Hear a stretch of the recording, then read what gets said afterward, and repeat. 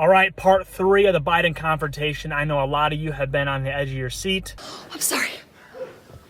I'm just so freaking excited.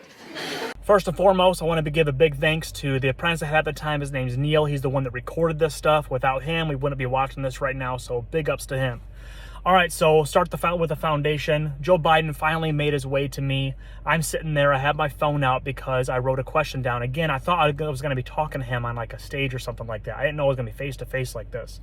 So the beginning part of this question is more of like to be kind of neutral, so that way he wouldn't just blindly cut me off, because he's a politician. You know, if he knows he's going to be attacked right off the bat, then he's just going to next me real quick. So I started off kind of neutral and then went from there. That way he had to engage with me, and he really wouldn't be able to run at that point. So it's kind of by design that he had to listen to my whole spiel. I gave quite a bit of thought to this in a short amount of time.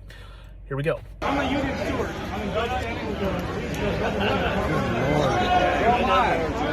I stuck my hand out to greet him. If I didn't do that, there was no way, shape, and form he was going to give me the light of day. So that's what I did. And to be honest with you, when he shakes hands like a feminine person would. It was not a man's handshake at all. It's definitely, if that's how politicians shake hands, then I don't want these guys representing me at all. Also, if you notice, when I said that I'm a union member in good standing, right? He goes, so am I. So it's like, is he just trying to be funny there? Which probably was, but he really has no idea what it means to be in good standing, because to be in good standing, you actually have to be paying your dues as a union member. So he has no idea what it means to be a member in good standing.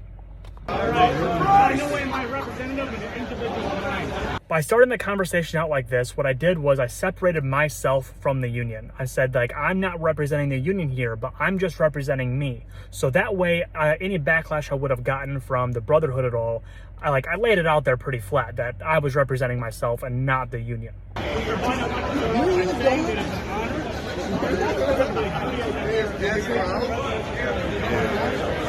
So by starting off by saying that it is an honor, he gets his little things in his head going like, oh, this is a good guy or whatever. He's on my side, which it is an honor to ask a presidential candidate a question. I'm not lying there. But I went on to say that it is not a privilege, because it's not. It's my right. Of course it's not a privilege, but it is my duty as an American to ask a presidential candidate a question that's trying to be tyrannical. That is my duty. I am supposed to do that. I am supposed to stand up against tyranny when I'm faced with it. We're all supposed to do that.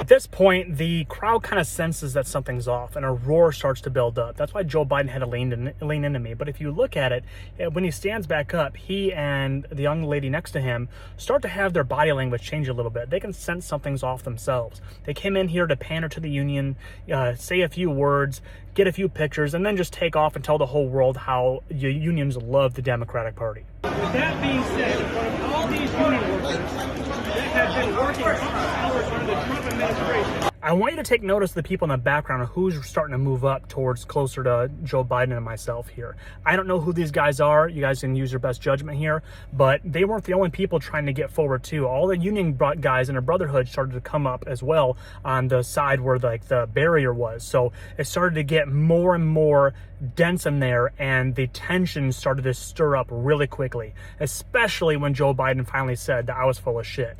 When that happened, man, it was like a fight was about to start, man. The tension there was so high. I'd like you to explain how you plan to not only keep us working, but how you intend on getting the union votes when there's a large portion of the union workers that are gun enthusiasts, and you are actively trying to diminish your Second Amendment right and take away our gun. You're full of shit.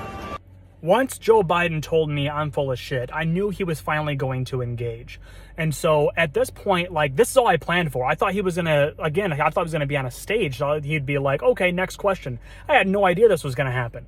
So I mentally prepare myself quickly in that moment to stand my ground. I'm like, if you watch, I sway back and forth real quick. I'm like, okay, I'm not going to move my feet. That way I can't be blamed for being the aggressor here. You know, you have all of his Secret Service guys, you got the media, and the media's been lying like crazy. They'll look at any story and try to spin it on behalf of the Democrats, right? So I'm like, all right, this guy's going to engage with me, and I'm going to engage back. And again, he's like a professional politician. I'm just some grease monkey, right? So I mean, the odds of me making a fool of myself right here were pretty high, you know. Most people were against me, including the media. Man, Joe Biden quickly told that minority woman what to do and put her right in her place. And she was quick to follow instructions, too. Crazy how that works. Support the Second Amendment. The Second Amendment, just like right now, if you yell fire, that's not free speech. I want you to take note that throughout this conversation, all he really has is political talking points. It's the same things that he said over and over and over and over. And it's like that he was bucked. He just immediately goes to the default settings and just says his basic lines, right?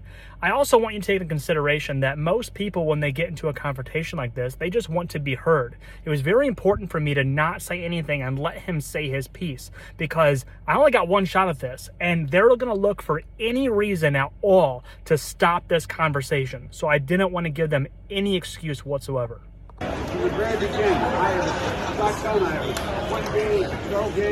Once Joe Biden put his finger out like that in front of my chest, I knew that he was the aggressor. I knew this was going to escalate because of him.